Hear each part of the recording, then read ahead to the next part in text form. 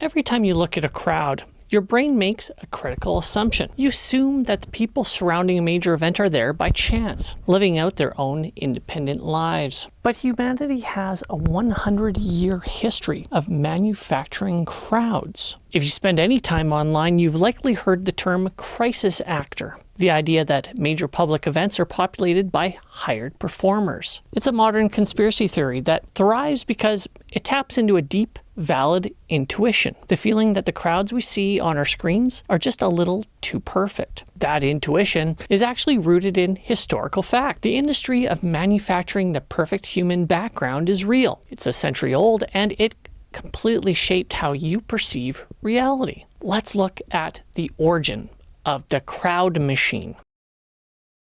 To understand how we arrived at modern skepticism, we have to go back to December 4th, 1925. Early Hollywood was facing a crisis of human chaos. Thousands of people were arriving in Los Angeles with no plans, just waiting outside studio gates every morning, hoping to be picked. Out of a large crowd, private agencies exploited them.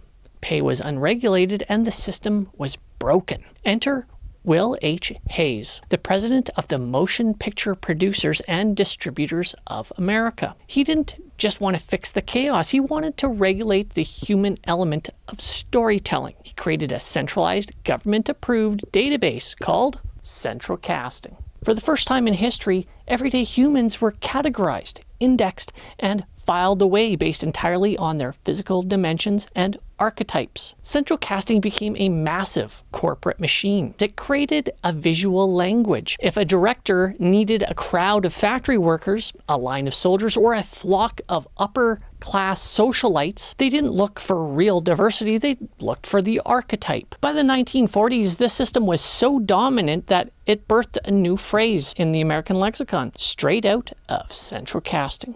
We use it to describe someone that fits a stereotype so perfectly they don't seem real. A doctor who looks exactly like a doctor should. A politician who embodies the perfect image of leadership. Think about the critical implication of that.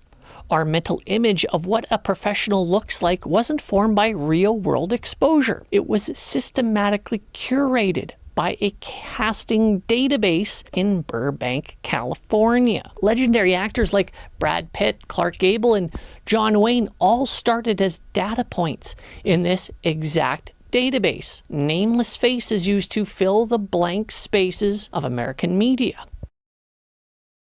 Today, that century-old machine is bigger than ever. Operating as a subsidiary of Entertainment Partners, Central Casting has expanded from Los Angeles to New York, New Orleans, and Atlanta. It holds the largest database of background talent in the country.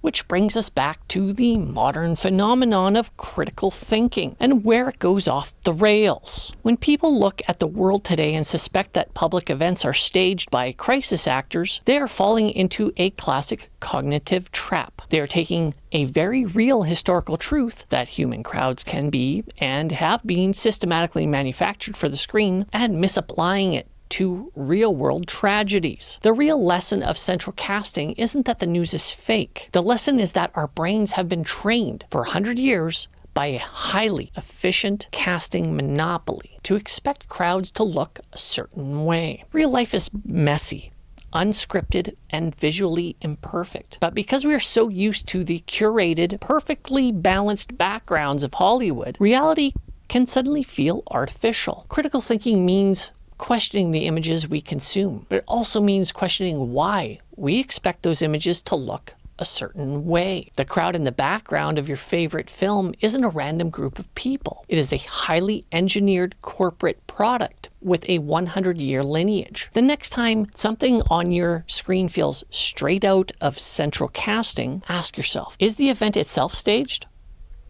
Or has the media just spent a century training your brain to expect a script?